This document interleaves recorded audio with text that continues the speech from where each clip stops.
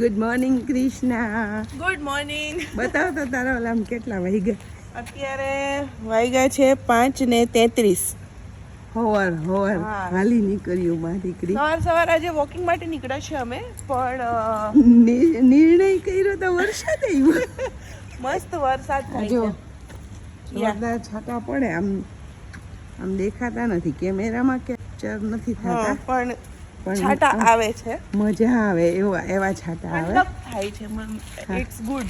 એટલે એકચ્યુઅલી હું આપણે આમ કંઈક નિશ્ચય કરીએ ને કે આપણે આમ કરવું તથા पूरी कायनात नहीं चाहती कि हम एक्सरसाइज करें. જોરદાર ઝીણો વરસાદ આવે અને અમે મારી દીકરી સવારે 5:30 વાગ્યામાં કોઈ નથી અને ભાગ્યા જાય. પણ મજા આવે છે આવી શાંતિ લેવામાં. ये नेचर को एंजॉय कर रहे हैं, नेचर को. યસ. ना तो ठीक है, आप क्या कर रहे हो यहाँ पे? મને ખબર પડે ને કે કાયનાત ક્યાં ચાહતી है. બરાબર છે. જો સ્પીડ બ્રેકર આવે, ધીમી સ્પીડ રાખજો. ધીમી સ્પીડ. હું અવારમાં ધૂપ ધુવારા કરીને મને એમ થયું કે જરાક ધૂપ કરું, કપડા ધોવાઈ ગયા, પણ વરસાદ આવે તો ભાઈને હુકવા કે ન હુકવા એ વિચાર થાય. તો પિંજરું શું કામ આવે? હા, એમાં હું તને પિંજરું ઉતારી દઈશ. હા. જો આપણે ઇન્ડોર પ્લાન્ટ હોય ને તો એમાં હું કેવી રીતે પાણી પીવડાવું છું. મને કૃષ્ણાની એક ફ્રેન્ડ છે ને એને કીધું હતું આવી રીતે કે તમે પાણી પીવડાવો ને તો બહુ સારી રીતે ઉગે.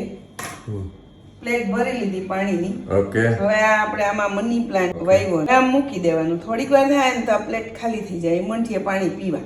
એની રીતે અહીં ઉપર સુધી મતલબ આખું બધું ભીનું થઈ જશે. હા, આમાં આવી જ રીતે. તો જે લોકોને ખબર નથી ને એના માટે સ્પેશિયલી. બાકી મોટા ભાગના બધાને ખબર જ હોય કે ઇન્ડોર પ્લાન્ટ ને પાણી કેમ પીવડાવાય. વરસાદમાં તમે શું રસોઈ બનાવશો? મોટા ભાગે તો આપણે ગુજરાતી તો ભજીયા જ બનાવતા હોય. બરાબર. એ તો સાંજે હોય ને, છોકરા અત્યારના હોય ને. સવારનું તો બની ગયું. હા, એ તો બની જો ગયું. દૂધી બટાટાનું શાક, ભાત, રોટલી ઈ બધું બધું છોકરાઓ ready. લઈ ગયા. નાસ્તામાં પરોઠા બનાવ્યા હતા. જો અચ્છા. અડધી પ્લેટ થઈ ગઈ પાણીની. ઓલમોસ્ટ પાણી ખાલી થઈ ગયું.